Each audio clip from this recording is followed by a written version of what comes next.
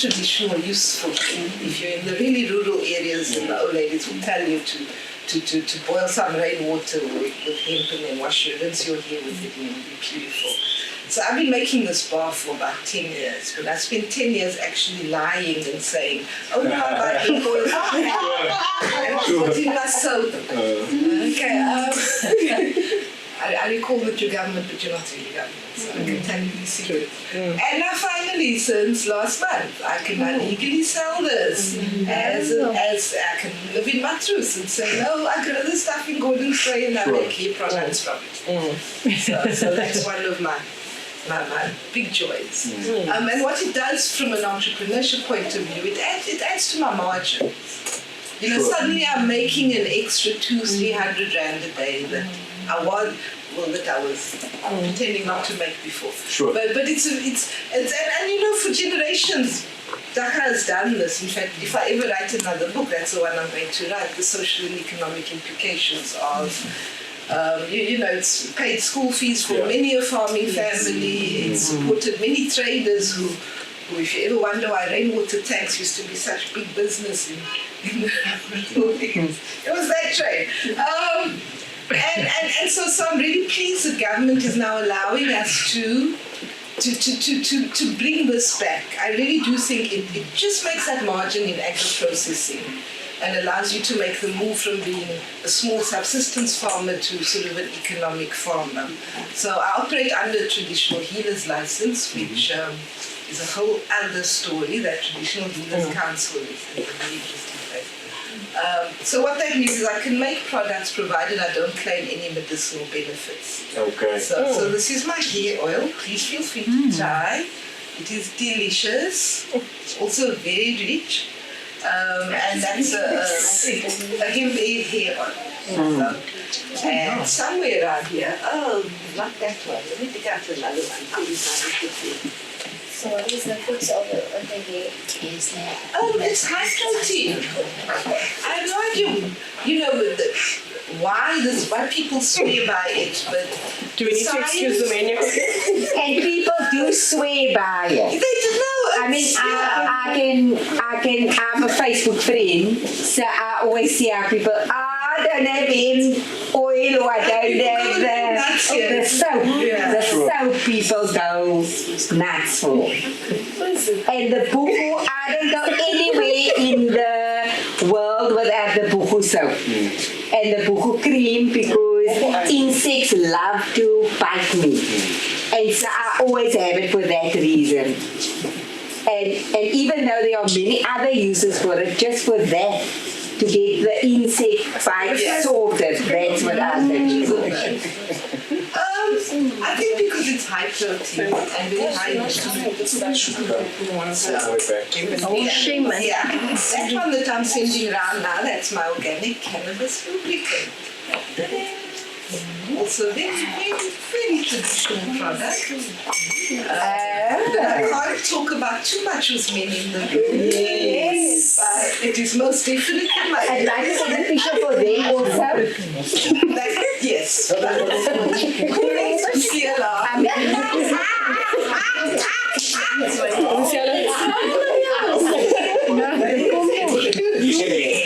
When I launched that last month, honey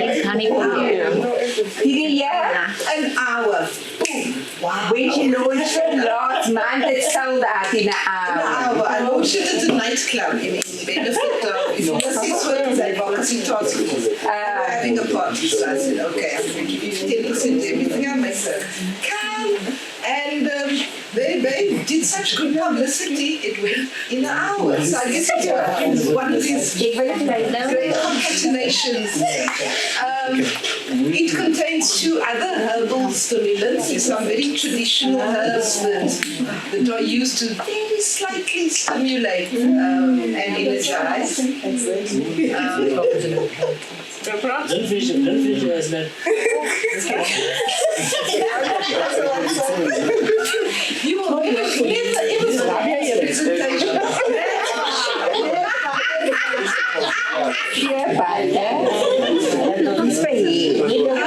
This is what happened. I know you. This is what I was saying to you, you must keep for. sounds Let nice. me finish. And then Yes. You see, we go there, everyone get very excited. Yes. So I just want to say two more things. Now, the first is some people claim these products are healing, and I do come to medicinal oils like the arthritis and the eczema. But actually, the biggest difference is simply not using petrochemicals. Sure. You must remember those of us born after 1945 are the first human generation to put diesel on our skin Yeah. for a lifetime. Yeah. And so often when people get older, it catches up. Not even when they get older, actually. We have an epidemic of childhood eczema, we have adult psoriasis. What's this thing called where you start to turn white in blotches? The vitiligo. Yeah. And all these things have been shown to be consequences of petrochemicals. So my niche is basically people who have sensitivity to putting diesel on their skin, which is pretty much everybody. Yeah. So I don't really make any claims to heal. I tell people you have ceased to cause the problem. Sure. And therefore our slogan, decolonize your body. Just do for your skin what your ancestors used to do, and you are fine. And that's really all that has to be done. Now people don't like that. That's too bad. They prefer to say, "Oh, she healed us," Sure. because that's less complicated. But actually, what we're doing is we're just trying to provide an alternative. Which we hope will become the mainstream. Which hopefully, well, now these days, like with climate change, I mean, with every bar soap I sell, it's a certain amount of fossil fuel that one is not using. That's how it started as a climate change product. And of course, now these days, we're going to see a worldwide move away from fossil fuels towards renewable materials.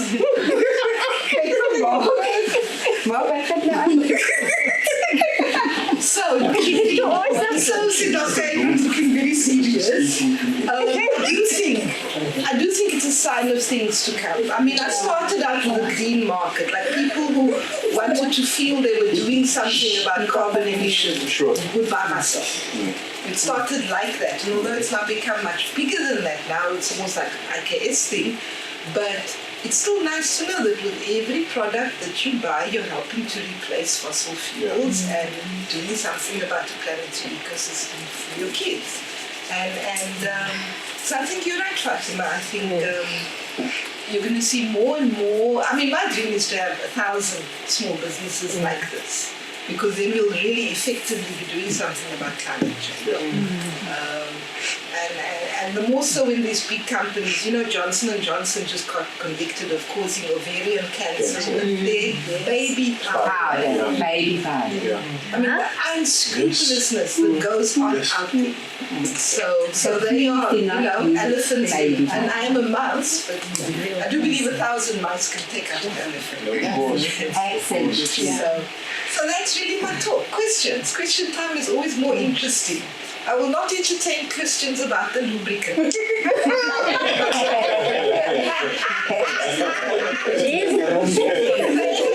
Questions you'd like to ask.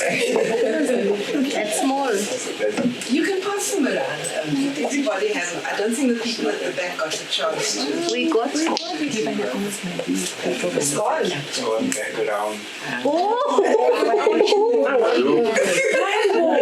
There's people that haven't seen it. There's people who haven't seen Oh, it. where to? What's that? Smell it. Quick question. The products, organic products that you're selling, do you find there's maybe younger, because from where I'm coming from, medicinal plants and things like that, only kind of lived in the realm of Opa and Oma, grandma and grandfather. Do you think there's been a turnaround in terms of who is starting to access medicinal or alternative medicines? Are the younger generation actually interested in it more? Or? Yes, definitely. And I think particularly since fees must fall, there's been this huge pushback against, there's been this huge desire to Africanize. And so definitely more and more of my customers are now young people. They're either part of the Khoisan revival movement or, interestingly enough, one of my biggest markets is Limpopo. Oh, And that's purely the hemp shampoo bar and the hair fall. So there's a sense in which it's always been there. But there's another sense in which these young, urbanized, highly educated kids are now. So we actually just since last month partnership was Milk and Honey in Bond Street, which is owned by two young people, and it's sort of part of this Khoisan revival thing. So that's really encouraging. I mean, I fully agree with you that the youth are the future. I mean, especially with climate change. We stuffed up the planet and we do have a responsibility to do what we can. So I'm very excited to see that, whenever there's a climate change out in Parliament, I'm like they're selling soap. Sure. And that market is huge. So I think before Lushin comes in, we operate as a social development team for Working on Fire, right? And one of the tasks has been given to us because we deal with participants, unlike Working for Water that have a contractor that has its own employees. Working on Fire actually employs participants, right? So we've got over 5,000. That's a recommendation that I made in 2001 that they never listened to me. They did apparently. Well, at least with Working on Fire. Working on water. But I don't know if you know Guy Preston, but Guy Preston also came up with Working on Fire. That's right. Yeah. So what our role, what has been tasked to us of late is journey management of these participants. We've seen a lot of them come in. Some have moved up in the ranks of the organization. Some have moved on to better jobs. Some have just moved on or just buggered off, right? So our new task is journey management. So part of what we want to look at is how we can start establishing different projects or tools or ways to empower them. And while we're dealing with the food security, Mark, we were introduced to about a few months ago, has very opened us up, our food security cluster, to what is the possibilities in the realm of food security. We already identified that women and medicinal plants is one area that we would like Lushin to head up. Lushin's based in the Southern Cape and heads up the Women Empowerment Cluster as well.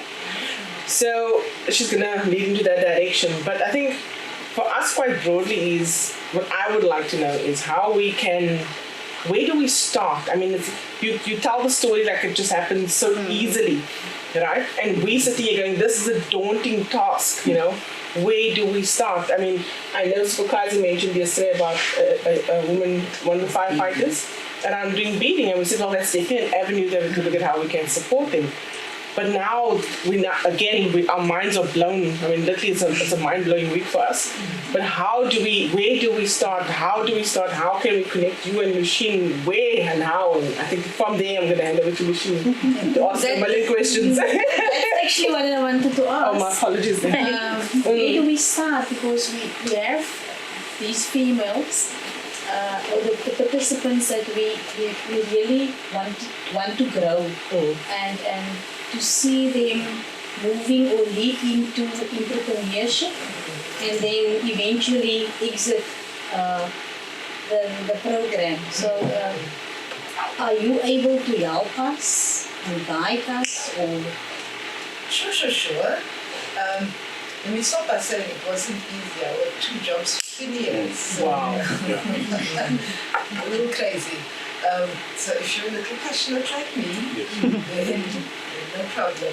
I still do consult occasionally, although actually 2019 was the first year that I'm doing this more. I'm only doing this. Let me put it that way. I'm not doing outside consultancies, but we do consulting services. And I would say it's got to start with the land. So either that your participants have access to land or that there's public land. I don't know, when you clear, and this is actually a conversation I had with Guy many years ago. You know that when you clear all the alien vegetation, to give some thought to what you're replanting with. Now firstly I want to say, like myself, I have a huge opposition to Roundup, to weed killer. Sure. And part of the problem with weed killers, it's very hard to get indigenous plants to grow on sprayed ground. And that has to do with mycorrhizal associations and effective microorganisms can't. Well, you do get certain ones that eat up the weed killer, but those are not the ones necessarily that the buku needs around its roots. And famous plants are very picky. Like, rooibos will only grow in that spot in the sun and nowhere else. And that's because of the microorganisms that thrive in that cinnamon soil.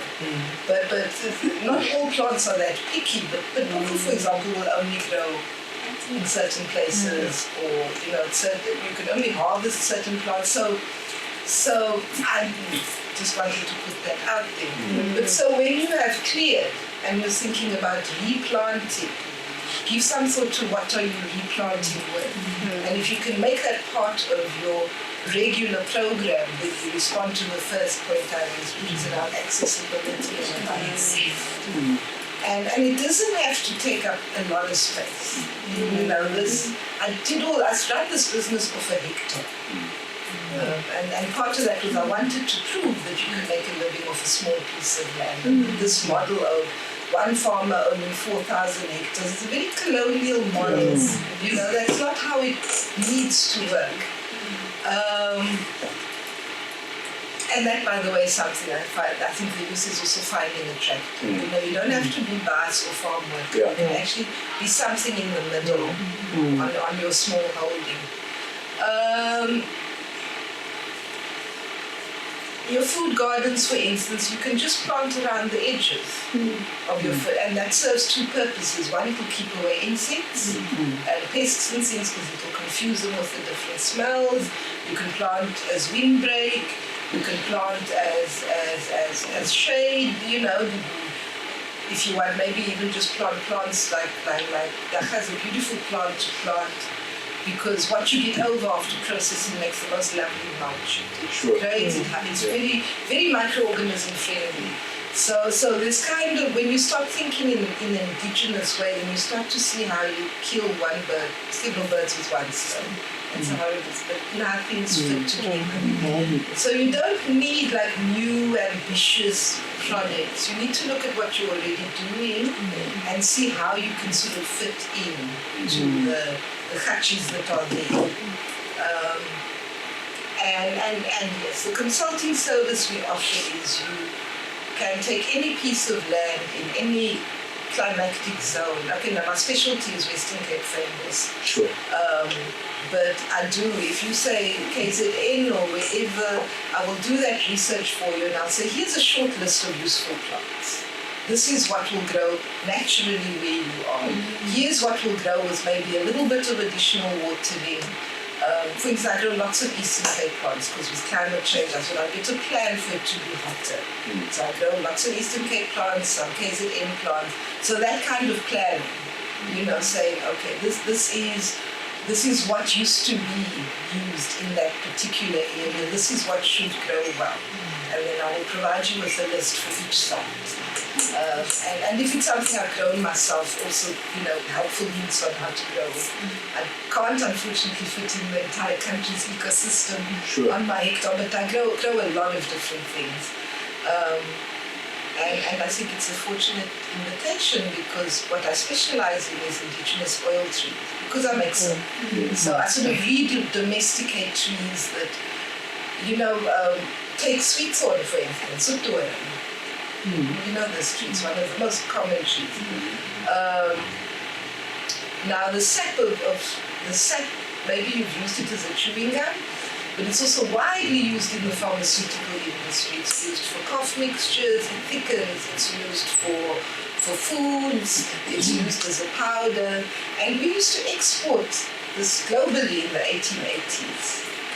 Then, because we decided to use that land for wine and wheat, we stopped. And who's the world's biggest exporter today of sweet thorn resin is Somalia. Wow. Yeah, so you look at this and you go, South Africans really don't like jobs. And there are a lot of plants like that. I spoke about the white wax really, that again you use it for soap, you use it for candles, you use it for body butters. Now if you have a seafront anywhere, then that's the ideal plant to grow. It will bind the soil, it will slow down sea level rise, and it will make a living for people.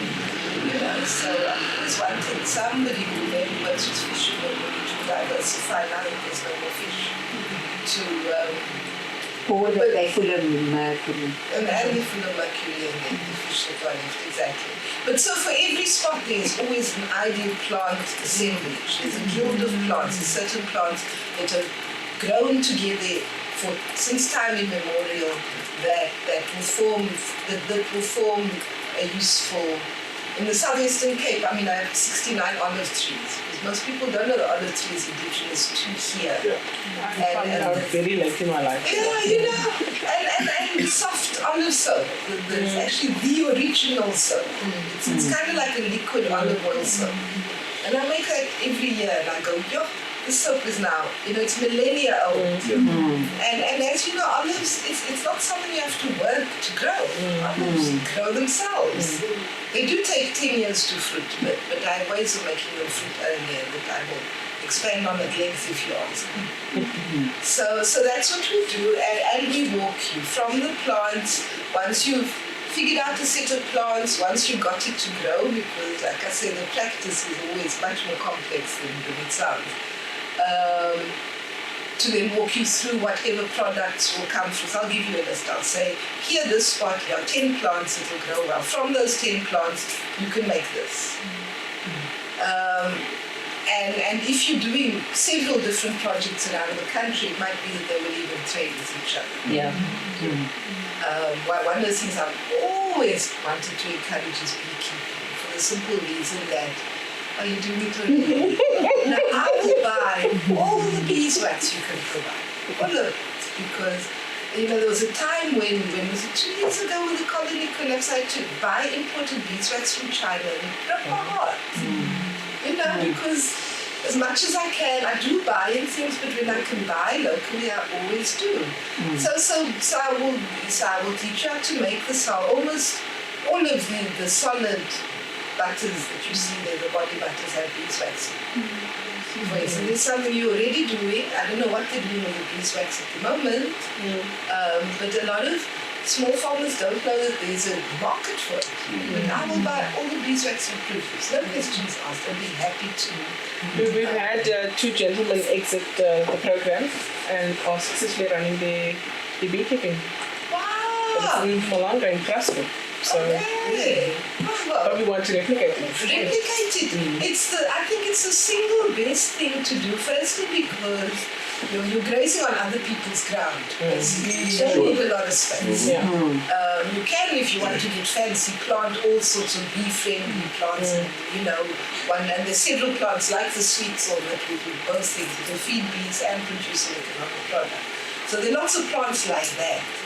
But from my point of view, I don't want to buy beeswax from people that spray their bees or from plants that are sprayed or because you people are putting it on your body. So as far as I'm able to, and if I can find a source where the people can tell me, look, I'm in the middle of a nature reserve for 50 kilometers around, there's nobody spraying, I will buy it and I will be so happy to buy it because that way I know I'm promoting something useful and I'll be able to offer my consumers a high quality product. It's not always I can guarantee the source of the beeswax. Sometimes I can, sometimes I can go inspect the beekeeper, but sometimes when there's very high demand, then I struggle with that and I feel bad.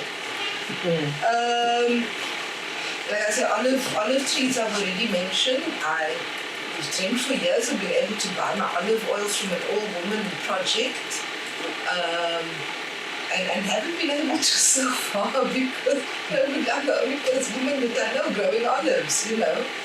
And I don't produce enough form because I have to buy an olive oil. I produce basically just enough for myself and the family. And so all these products that I sell, I have to buy an olive oil. So there again, there's a huge market and it's from the time we start producing. And On that point, I mean, we generally, as Working Fire, we also obviously celebrate Arbor Day, and normally we just, whatever tree we get will get planted, but actually to apply our minds in terms of what this is what gets we're planted. saying. Try to be first, and I can give you a short list of what will eventually feed people. I mean, look, what shouldn't be? If one needs biodiversity as well. I mean, we can't just, but to sort of increase the percentage of useful trees. Sure. There's some that I grow that I haven't even been able to produce from because they haven't flowered yet. I don't know if you know Yango oil, Cape chestnut. You know the Cape chestnut tree produces an oil. And again, do you know who dominates the world market today in Yango oil? Uganda. Because Ugandans like jobs and we don't. There's no brain. I could, yes, stop me. No, that's I'm going for deep end here, Yes. No, I'm not but do you feel answered? Then we will take you from the plant to the product. So when you're up and running, you say, okay, now we need to know what to do. Then we will train your people on how to make the product. And not least, we will train them in marketing. I actually wanted to put this up because if you can't sell your product, you don't have a business. And so knowing how to market is, I feel it's kind of neglected in South Africa. Teach people bookkeeping and financial, but when it gets to that critical stage, we don't. It out. Yeah. So I was going to show you. It doesn't have to be expensive, as you can see my washing line and my pieces of paper. But there are ways to market, and ultimately, if you don't make sales, you're not running a business. So I'm done with you. Very good. Okay. Okay, you have answered my question regarding the accessibility of the plants if people are able to plant wherever they are, because I'm interested in adolescent girls. Because I think that's where the mess begins, when you started with acne. Yes. And now I'm thinking in terms of education of what plants would be useful even for bathing. Not necessarily that they're making soap. And then maybe if they were to take care of a particular plant, like if it's a project for young kids, to take care of a particular plant, so that it is sent maybe to a central place to make some soap, or even if it's to educate, if you start this, start with this. Because with us, I think it's damage control over here. Like just from before we even get this.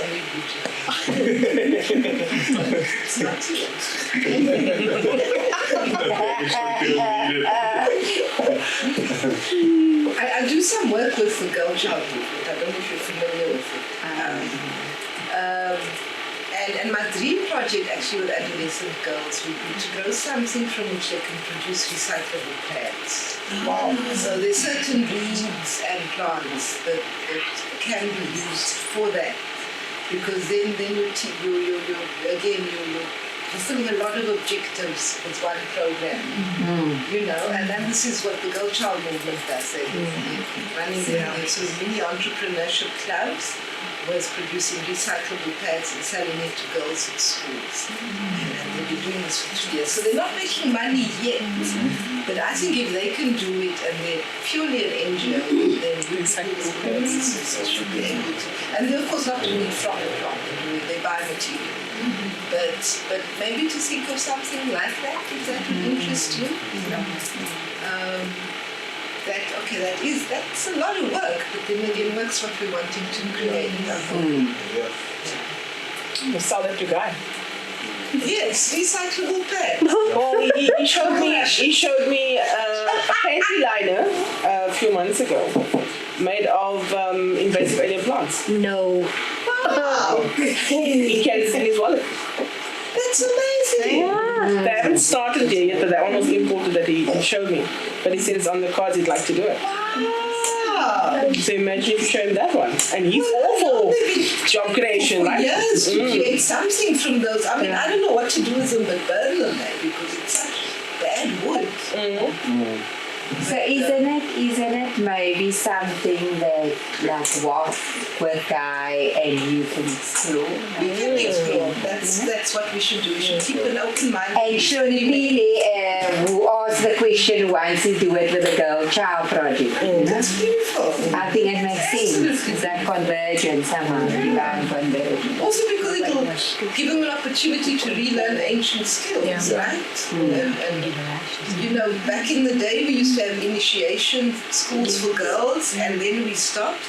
And I think a lot of the kind of lostness is because we don't initiate our young girls anymore. We don't give them that passage from girl to woman. And so there's a lot of traditional knowledge and culture and morals that, another deep end, discovering all of its deep ends here. But that's why I work with the girl child movement, because we try to do some kind of modern initiation approach, you know. Yeah. Didn't you just raise that the other day with me, Shonipili? Yeah. I don't know if people can remember. The initiation used to be for both genders. Boys would have their school and the girls would have their school. And this has fallen away over the years. And now we have, now we leave mothers to struggle on their own. But the culture will still continue with In the belly. young Really? okay. That's wonderful. I think that's great because, you know, the worst thing girls can do is learn from other girls, right? What did I know? Yes, first of all, I must say I love your skin and I love the smell of the product. Is there anyone in particular? I'm saying this is WOF forever after.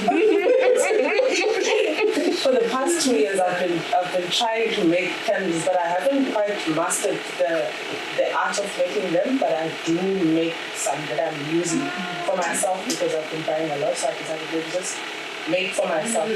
But because I love the smell, I love it to smell nice, so I'll buy the essential oils.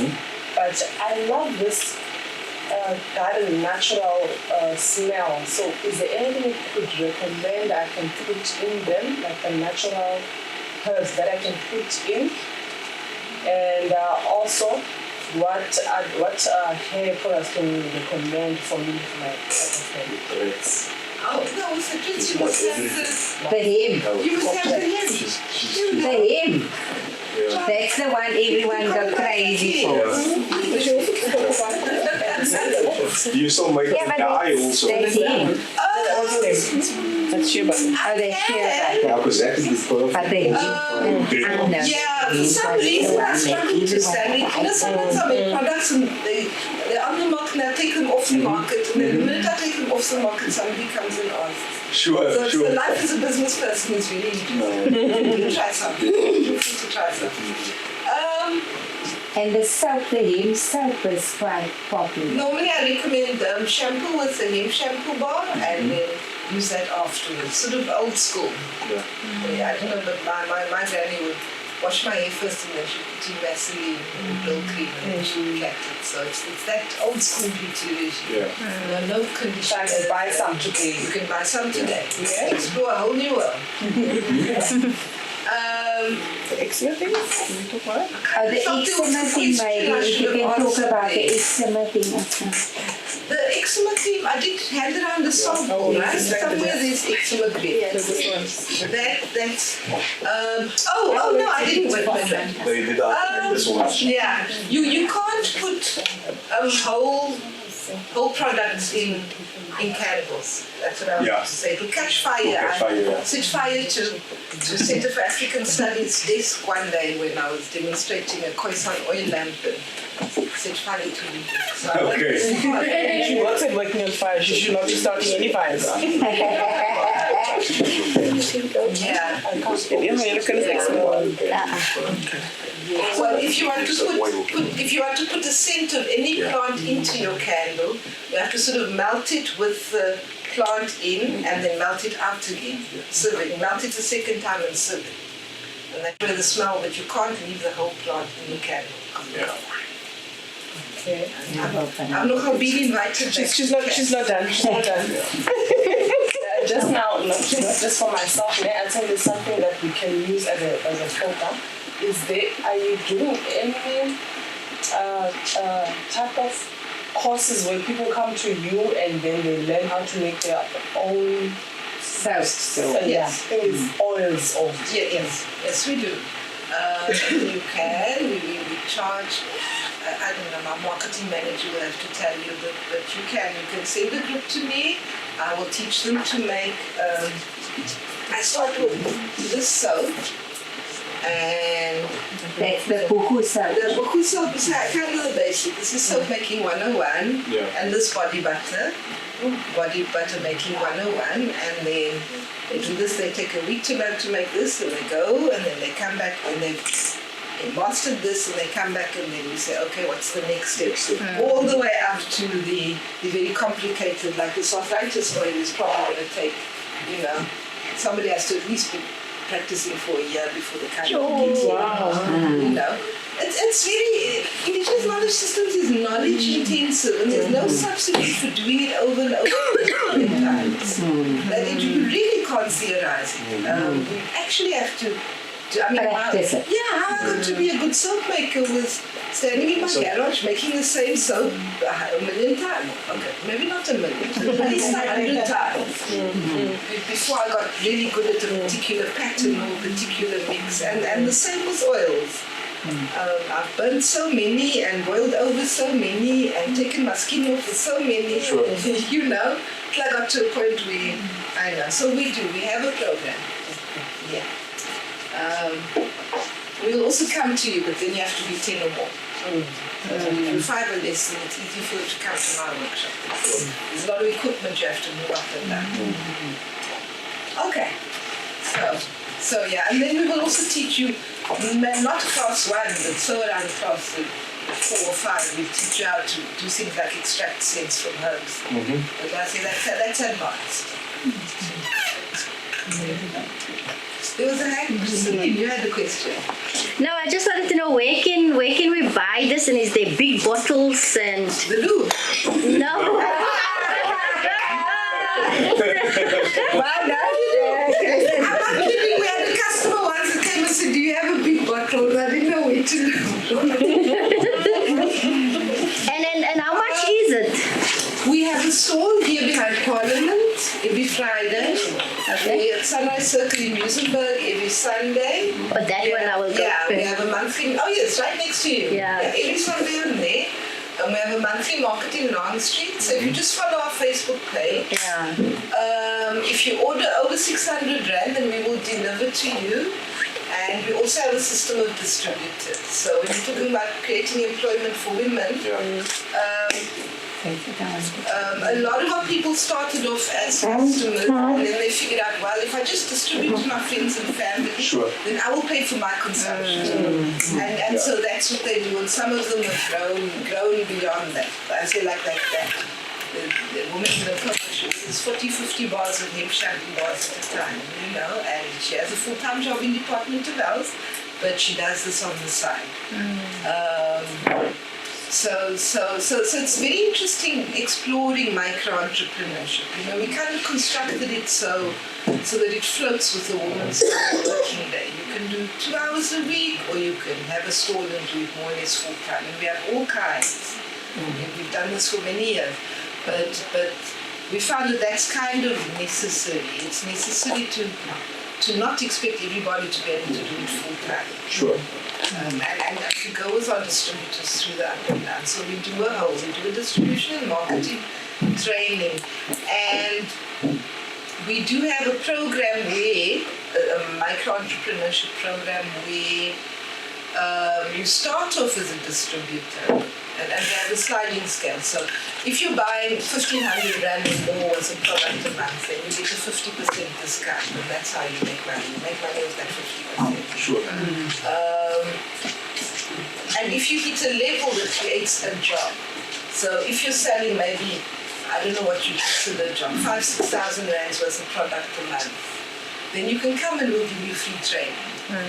And we find it's actually better to do it that way, because that way then you're producing to a known market. So instead of doing market research and then buying all the equipment and setting up all the supply chains, which is the way I did it in 2012, and then discovering that your market doesn't like what you're producing, we say do it the other way. Sell our product first. You can get it unlabeled, for instance, like milk and honey. They're buying the product, but they're going to label it. They're going to have their own label on it. So you can get that if you like. Victorian Garden also I make 4 soaps for them, and I supply it unlabeled, and they put on their own label. And it actually makes a lot of sense to first build up a market and then look at production. You're slightly different, first because you're so big, and secondly because you probably have fathers that need to be educated. So you might do it differently. But if you're just an ordinary person in which was playing or whatever, I always say don't start investing hundreds of thousands in equipment when you have no idea whether you're actually going to be able to sell. Rather sell first and then produce. So yeah. I don't know, that answers your question. Yes. And then also, is there videos up that, for example, when people want to see the difference of a product, like if it works, you understand? Yeah, before and after video. Marketing. I'm there to make you a video. He's the expert. There we go, Crystal. Because this is the first time I'm hearing, these kind of products, and the first time Mark made stuff that we are using. But we try it out first, because before I go to other people, understand what I'm saying? I want to try the shampoo and even for the kids' hair, and then I can go and tell other people. We are moving since October. We've gone from being a sole trader, like I said, I was doing this part-time and working, to being a PTY limited. I've just taken on a partner, and this is why I said now let's talk about me. And it's been huge, going from a one-woman thing to an actual collective. And that partner is now marketing and promotion juniors. Like literally, since she took over in October, we doubled turnover, and we're about to double it again. You know anything about running a business, like the capital challenges that are in, because as soon as money comes in, you've got to doubling turnover in 5 months is like, whoo, and she's doing it the second time just to prove that it can be done. So marketing videos are definitely on our agenda, but we just haven't gotten there yet because we're so busy growing and changing that I myself am actually a little breathless. It's a lot. It's a lot. It's wonderful. It's lovely to change and grow. I mean, you said doing everything my own way, and now suddenly I have to be this collective person. But so what we find works very well for us is samples. So you will see that, for instance, the arthritis oil. I'll make it in this size, the 20 Rand size, and I've got the 60 Rand size, and then I've got that 85. This is the 85 Rand size. And so that kind of serves that purpose, because people don't mind giving a 20 Rand. And often, and particularly with arthritis, well, often mom or dad, the person who has arthritis is at home anyway, and not at the market. So they'll buy this, take it home, see it works, then they'll come back and they'll buy this. So that kind of serves the same function. We must buy today at the arthritis.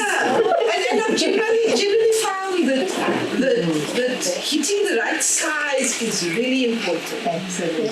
If you can, for one, we're an organic and natural skincare company, but we're not doing those prices. From the beginning we said we want to be accessible. We want to be, because you're not going to change the planet if you're only catering to middle class people. So our bottom range, I mean, this soap, it used to be 15 Rand when I started many years ago. It's now still only 25. And we're helped by the fact that as we start to buy in bigger and bigger bulk, we get our raw materials cheaper. Sure. And with the soap makers that I've trained, we now have a bulk buying co-op. So fortunately for me, a lot of our prices are staying steady or they're starting to fall. So we can keep good control. But we're not looking to make money off price. We're looking to make money off volume. The same with that. Sorry, I'm sorry. This Buchobali butter. It's meant to be a Vaseline replacement. So this retails at 35. Sure. And we have the size for 50. So this is also the biggest seller. Because anybody can spend 15 rand and they will buy this and then they'll come back for this. And then maybe from there they'll start to go for some of these luxury highfalutin. But So instead of buying the Zamba, exactly. I'm just going to like And you will get people that will come and they'll spend 55 rand a month and this is what they do and that's all they do. You know, they're not complicating their lives with climate change, what, and fossil fuels, what. They just know it works. Sorry, you can have it back. Yeah, so marketing, really important to keep the size and the level that people can afford. Yeah, okay.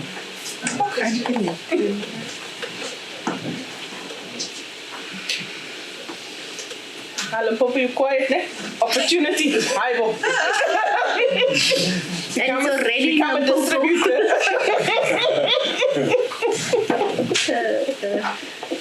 I think I would really like a list of maybe with pictures, specific plants that in every province one can look out for, conserve and Let's do that as part of the broader food security discussion that we're having. So, I mean, I already start thinking, okay, now I need to go find money for looking at whether we can bring Yvette to certain of those starting up your garden kind of conversations that we're going to have, right? In, what do we say? September. Right? So then let's look, I mean, I'm going to really see maybe sometime with Lucien, either up with Yvette or Yvette with Lucien in the Southern Cape when they do a Lucien session. Great opportunities, and then we can engage Yvette further. We've got 3 years for exactly this moment, actually. I was saying to Fatima, it's just amazing how the pieces are just like falling together. Falling into place. Yeah, there's been some flux over the last couple of months, but it's just like amazing to see how this puzzle is just literally just coming together. That's what say growth and change is not comfortable. For us, yeah. No, it wasn't. It's a process. It's a Process, yes. Yeah.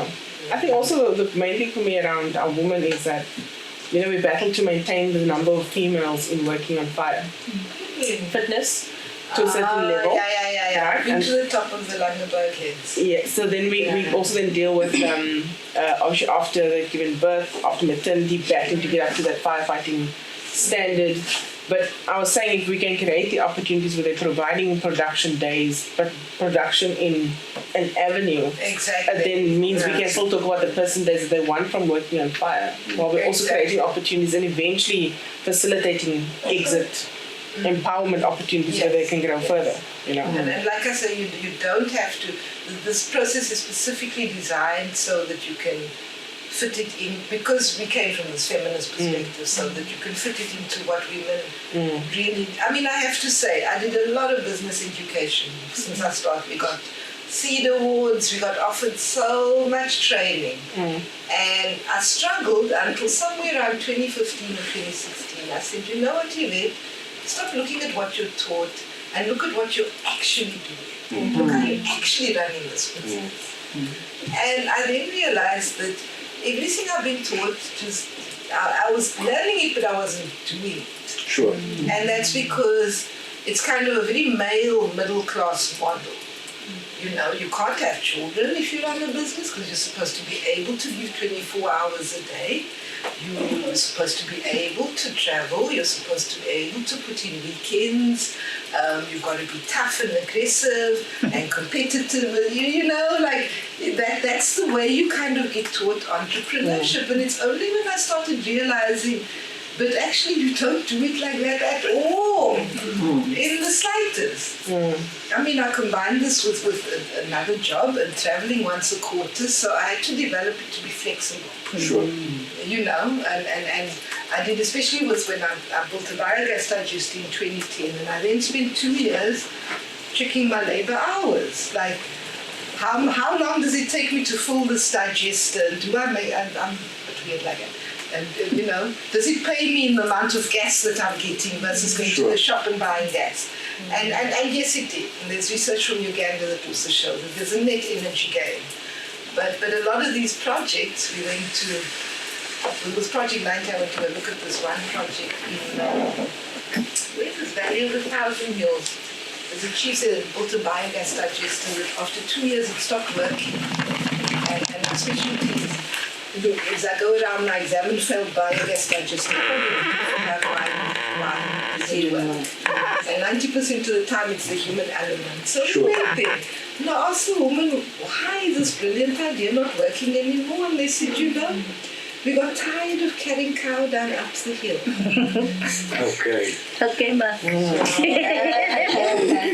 Never give up. Because the chief was a very far-sighted and responsible chief, right? Aware of climate change and everything. Had simply said, each household must contribute a bucket of manure a day. So for 2 years, every woman in the village would carry this bucket of manure up the hill to the school with the digester and empty it out. And it's only after 2 years and they were like, nah.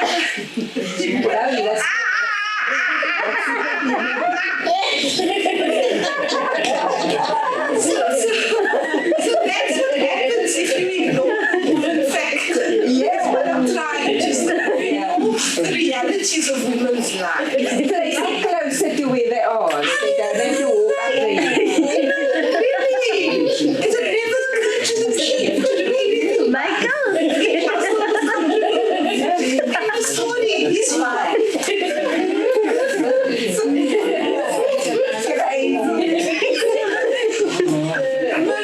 But it's like that. And did it get fixed afterwards? Or did it stay like that on the hill? No, they saw this. He was a very far-sighted and wise chief. When they saw him building digesters and he installed solar power at the school, ESCOM decided to pull out power lines that way. And so, of course, all the renewable energy came to an end, but there was load shedding. People were like, maybe our chief does have a point, maybe a bit of a patriarch, but you know, he's not all that foolish. And us too, I mean, we produce right through load shedding, right? We really don't bat an eyelid. Only if I got an email or something do I notice it's electricity. Yeah. But in many communities, and you know, if you get me distracted on biogas, you'll never go home. But in many communities have a cultural prejudice against human manure. Yeah. I don't. Yeah. I have this combined biogas digester, olive tree system where I water my olive trees with the effluent from the sun.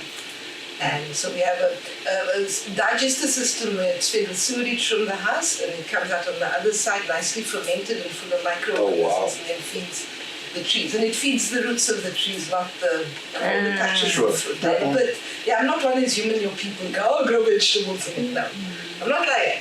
But olive trees, and that's how they fruited after 6 years. Normally olive trees take 10 years to fruit. Yo, Mark. No, but you're right. You're absolutely right, and I'll take it a step further. Even when it comes to animal manures, people have some people have prejudices, because we don't have a relationship with them. Exactly. But now we have. No, I get excited about it. So many times, like we did one in the school in Kululeni, and we did a vegetarian digester. It takes only vegetable. Sure. And then of course the women come back and they go, oh, but it doesn't give a lot of gas. I'm like, yeah, because it's a vegetarian digester. It's not heat. I mean, I never argue with cultures. That's people's culture, it's people's culture. You know? And from the point of view of feeding plants effluent, it really doesn't matter if it's vegetarian or if it's mixed. But it still stays organic. It's fully organic. Yeah. And I mean, I've now told you many things about how the hemp is grown. But,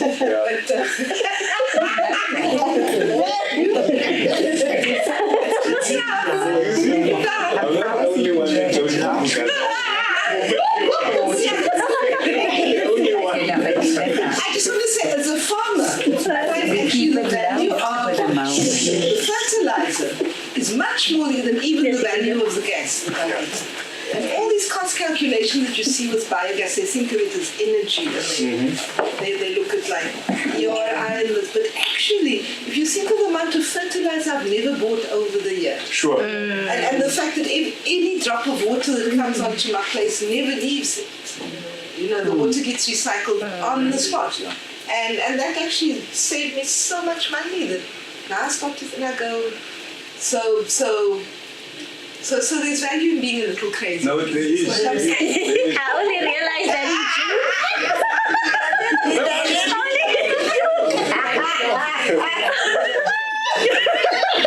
only in June I realized.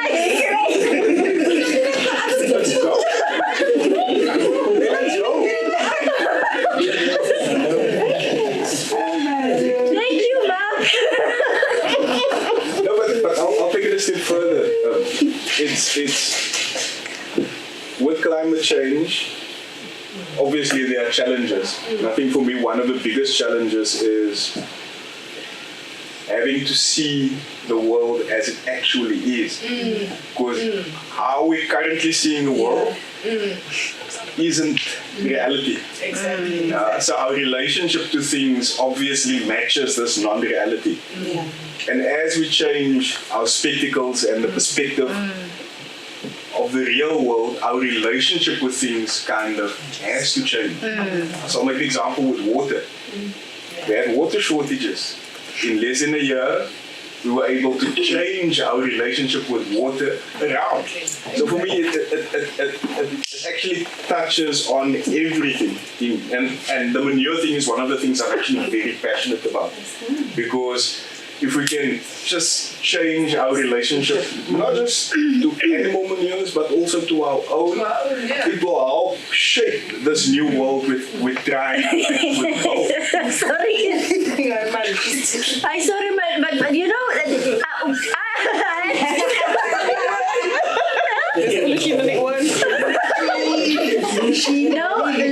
last month in June, we received training in permaculture.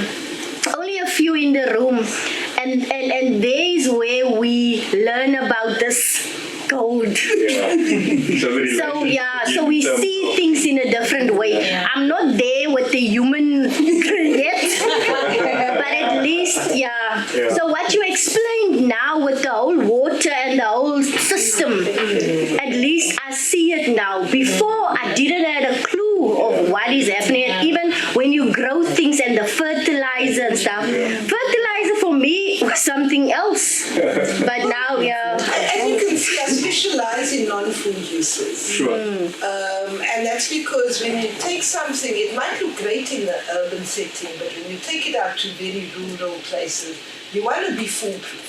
Sure. I mean, technically, it should be safe to grow vegetables in Zimbabwe, but technically, you're not out there in the village.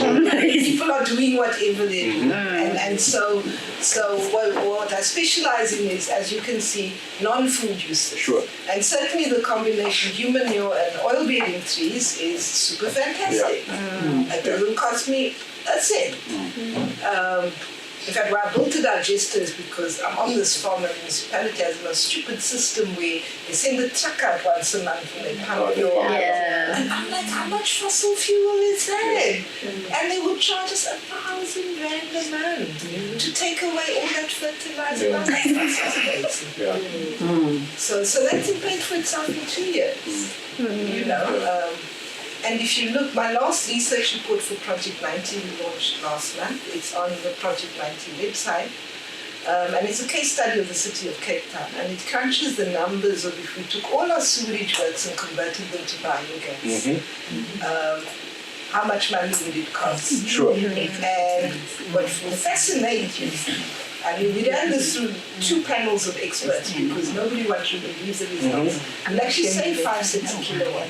Oh, wow. It is cheaper as compared to the way we currently treat scenery to produce energy from it. Sure. So my boss didn't know what to do with this because nobody has a negative energy cost. Who's that of minus 5 cents a kilowatt? And I was like, well, if you take the sanitation treatment budget and treat it as sort of a hidden energy budget, and crunch those numbers, this is what I came up with. We put it through a second panel of experts. They were like, yeah, we can't fault this calculation. So anything that you do with it afterwards, I mean, my proposal was to take every sewerage works, convert it to biogas digesters, and then plant oil-bearing trees around. Sure. Sure. Taking land that nobody's using for anything and turning it into so very much like what you're doing. That would be absolutely free. Yeah. I mean, it would pay you to do that because you already paid for the exactly. for everything that you capital Exactly. So that for me was an example of yes. When you start to take off those other glasses and you start to look more carefully at what actually can be done, then the situation is really hopeful. Yeah, definitely. Things we can do. Definitely. You know, I'm sorry to say that the city of Cape Town is still ignoring us. Sure. But that's fine. Yeah, thank you. I've heard you mention that before you can initially start a business, you have to start to research your market. Next week we are rolling out a women's forum, of which I just want to ask if we do have some sort of a vouchers or this information that we can share with our female a group that will be there. I already took some pictures of the products. I also have in mind those who are selling like Avon. Our bases are in remote areas, rural areas, and I'm looking at this arthritis and cancer oil, which will benefit elderly women in our business communities, because our participants mostly they work with these elders during Mandela Days and all. So if you can assist to give like some sort of any information that we can have as part of our small presentation regarding it, and I'm sure maybe Christeline will share the video with us so that we can just also play it as part of our women's forum. So that's our website. www.queerlife.co.za. Yeah, so that's got, if you go to Spaza Shop, who knows me already? At the moment. All the products with pictures. I also have a blog for those who want to go Deeper into the blog. Queerlife.com, and a lot of my research papers are on there. I will not say all.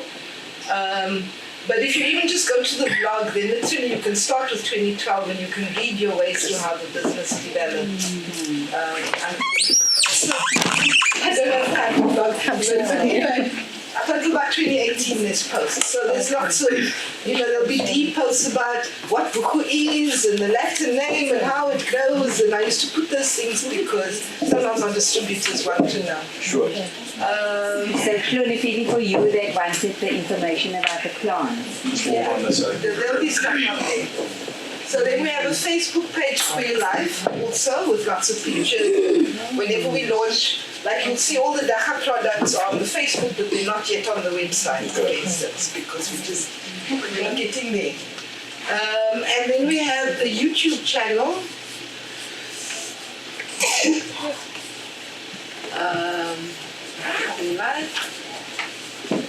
And we have a couple of videos, soap making videos up there. Not the before and after videos, which we definitely should do. We should take me before and my baby sister after. But just for those who are curious about the soap making process or about the place itself and what it looks like, then you'll see that on my YouTube channel. So, good. Yeah, I am good. Okay. I'm happy.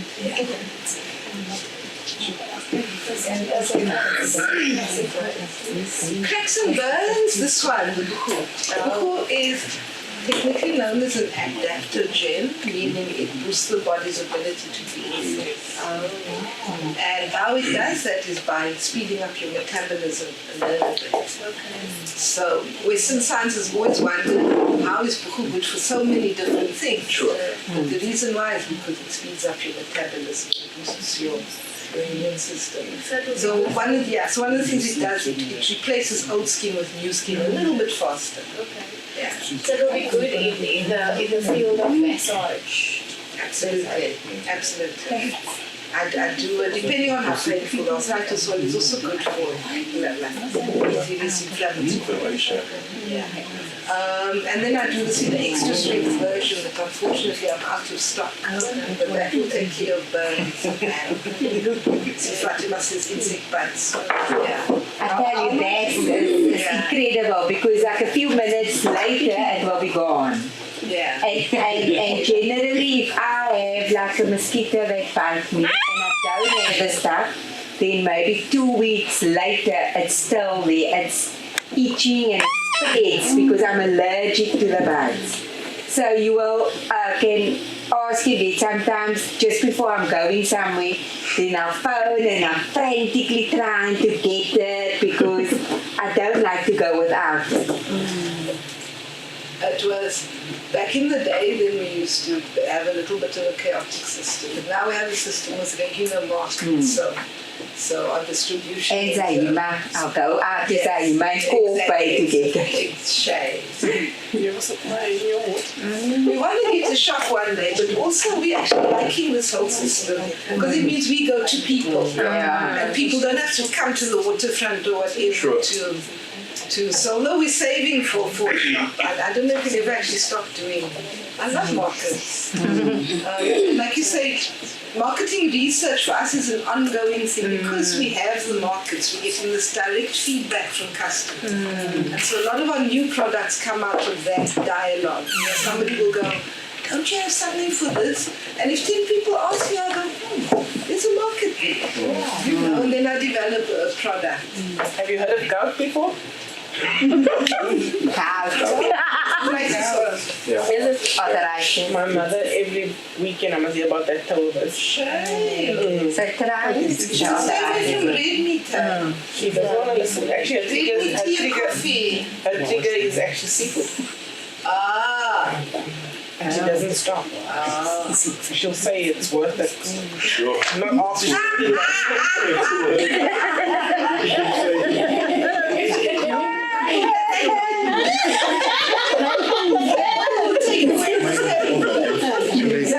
take away the pain, but it's not going to deal with it.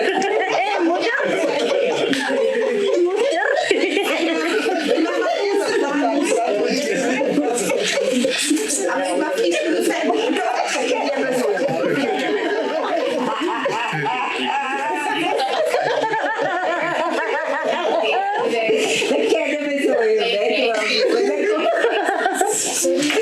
Well, my family, yes. I mean, my nieces and nephews have never used anything else. They don't know that there's any other kind of, you know. Because, I mean, I started doing this in 96, and for the first, until 2012, I basically just made for family. They were all my experimental animals, you know. What's proved kind of complex is, you know, these days they have to pay. So, because my father has 7 brothers and sisters, and they have children, and the children have children. Sure.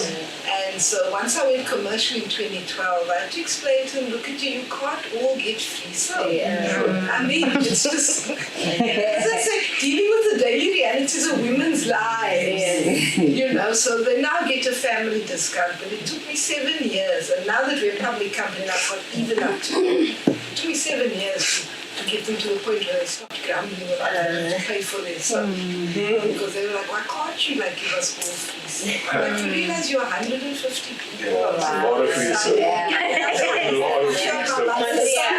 That's 300 people. How am I supposed to eat? Like, yo. They don't teach you about the simplicity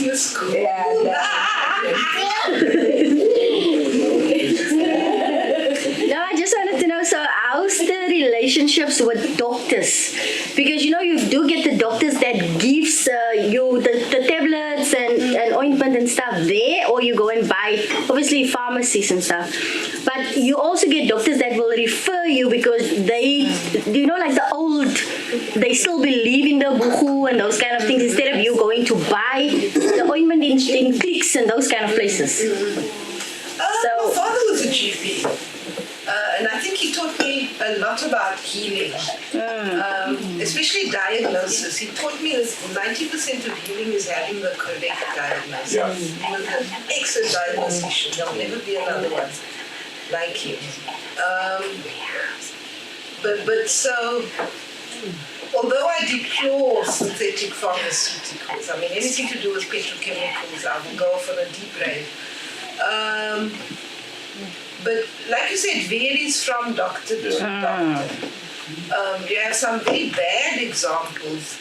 I get a lot of customers for the eczema oil where they come and they tell me, oh, I'm using Epizone E or I'm using aqueous cream and I will right then and there I will Google it for them and I'll say, do you see this here that says that sodium lauryl sulfate causes eczema? Exactly. And that is why when the doctor gives it to you, you know, it's okay for like maybe the first 3-4 weeks. After that, your eczema will get worse because the product that you got to treat it with is actually well known to cause eczema. And I think this speaks volumes about people's ignorance, how you can exploit people that don't know. But it also speaks volumes about the doctors who, I was out of the country once and my brother took my niece, who's never used any other product, to the doctor for eczema, and he gave her this thing that cost $600. And I came home and I said, just read the list of ingredients. We're going to Google each one for eczema. Sure. And $600 later, I was like, yes. So maybe that's a case of too much medical aid. You know, you go to these private doctors and they,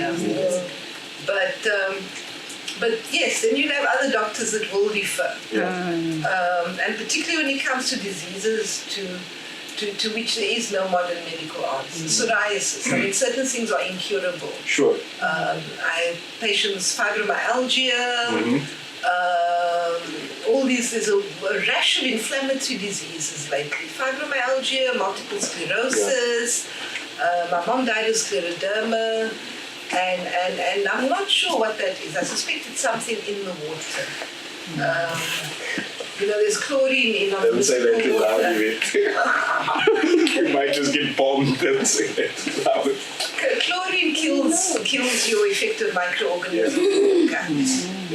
And so I, for instance, I've drunk rainwater only for the past 10 years. I'll boil rainwater and I will drink it. But a lot of people don't know that when you pour water out of the tap, you must let it stand first for half an hour before you drink it. Lots of people will drink it straight from the tap. And look, once you kill your internal microflora, then you have to replace it. You have to drink kombucha or something. But you'd be shocked how many diseases come about because of disturbances to the internal microbiome. And inflammatory diseases are one of those. It's just a cellular. If you don't have your effective microorganisms, there'll be dysfunction at the cellular level. It's a very unscientific explanation. But one thing about this work, you do notice when something's on the rise. You notice it very quickly from the amount of customers that suddenly go, I've got this. You know, as the eczema and psoriasis are rife. They are. And that's that's from the petrochemical. A lot of the things we treat are just working class diseases. Swollen feet, you know, swollen knees, sore feet. That's just people that are on their feet all day. But some of them are it's literally too much pharmaceuticals in our water, in our food, in our soap, and everything. If you really want me to, I'll get started on how many hygiene products you're using right now that are well known to cause cancer. And then if any one of you actually sit and check your contents label and start spending 15 minutes on the internet, you will be highly fine. And Dove soap? Is it okay? It's still there at the same time. It's the same. Goed daar, Christine. I'm just thinking now. Daar zo baby. Dat is niet goed voor jou. One of the chief Die ouderen, of breast cancer is deodorant. So right now I'm working on an organic. I was just gonna ask because I often get the broad, but it's not easily available here. I mean, you'll get it at some places, but it's very expensive. So it's not an accessible product, in terms of pricing. Yeah, no, we've been working for the past 2 years on organic deodorant. Our problem is we're failing to come up with something that can withstand the Cape summer. I mean, climate change is real, and trust me, global warming and menopause is not a good comment.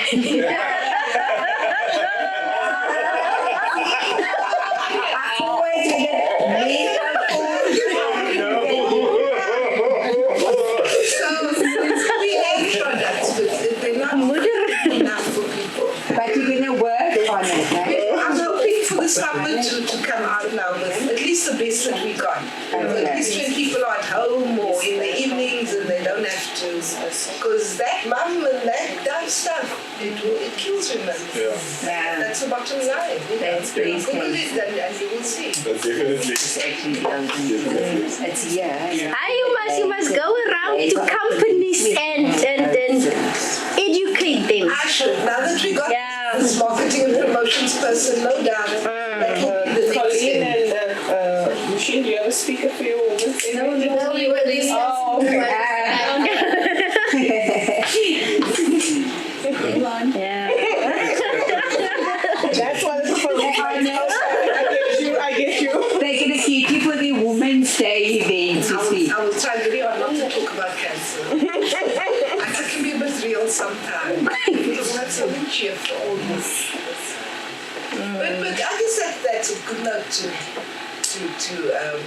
I mean, the last thing that I should say is that the thing I love the most about this work is making a difference to women's lives. Sure. Everything from the micro-entrepreneurship to if you sat up all night with a child that's got eczema and socks on their hands so they don't scratch themselves, to just make a difference to them. And so in my head, it's the most feminist work in the sense that I don't have to tell you anything with an ism in it. I don't have to preach. I don't have to tell you what to think, but I can free up that time in your life. That I can lighten that burden of care. And who knows, you might decide, okay, now I slept all night, I'm going to go to a feminist workshop. Sure.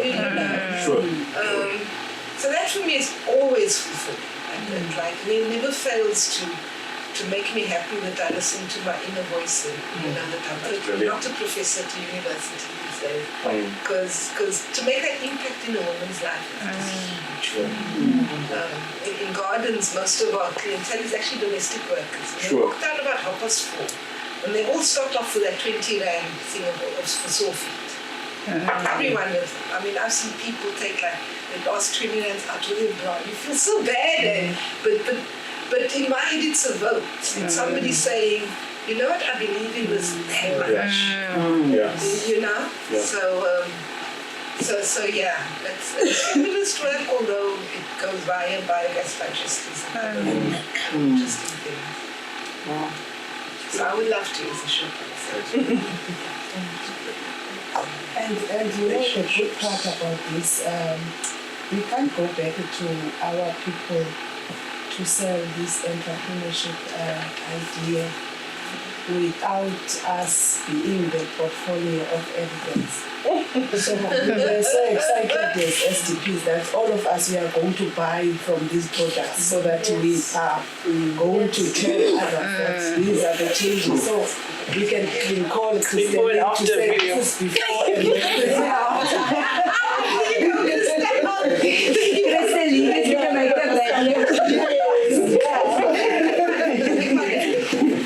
So how much is that one? Is it for immune system and for eczema? Which are we talking? This one? Yes. 25. No, there was one that was on the container. Oh, 35. Yes, I want that one with the one of eczema. That's brilliant. What is the immune system that you're talking about? There's a question on the immune thing. Just explain that. The buku. Okay, immune system boosting. Yeah. What did you? No, she was talking about immune system, and I was like, maybe I missed that. Adaptogens are a group of substances that have very broad spectrum effects. So buku, cancer bush, moringa, amla, and they're kind of the opposite of Western medical science, because Western medical science likes to take one substance and put it in a lab and look at it under a microscope. Whereas when you're working with adaptogens, you're working with relationships. Relationships between plants, relationships between plants and people, plants, people, soil. And so it's really not something you can do in the lab. Sure. One of the problems with Roundup Ready, for instance, it breaks down in the lab within 30 days, but in nature it's been shown to be persistent for up to 30 years. Yes. And that's because it just doesn't work like it does in the lab. And so they're not, I'm the least distinguished of the lot, but they're not a very famous organic farmers. Wendell Berry, Masanobu Fukuoka, Banana Shiva, Wangari Maatai, she planted forests. Like all people who had PhDs and took one look at universities and said, no, I'm going to plant some trees. And part of that is because our very research interests can't work in a lab. So I hope I've enlightened you about adaptogens. Let's take Daka. Daka has over 90 active substances. So Western science has studied THC and they've studied TBD. That leaves you another 88. And so when you do something like the arthritis oil, you have to have a feel for how there's 5 herbs altogether in arthritis oil, how they work together, and how they, and so you almost need like ancestral knowledge. It's more than you can figure out in a lifetime. I mean, 90 times 90 is a heck of a lot of interrelationships, right? But so there's a lot more to those traditional recipes and with adaptogens than it seems obvious. But almost always, if you're studying an indigenous plant and you find it has 50 uses, like they'll say buku is good for flu, buku is good for kidney disease, buku is good for skin, buku is good for insect, and you go, then you will know it's an adaptogen. Right, that's a short answer. It is a long answer, but we'll be here till tomorrow. 75 Rand, my daughter. I don't know if you've seen this down. We're having a market now. That's good. Who is this? I don't know.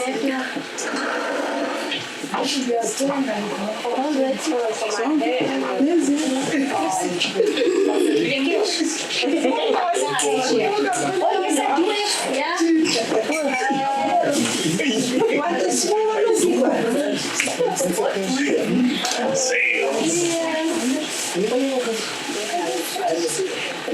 is 50 because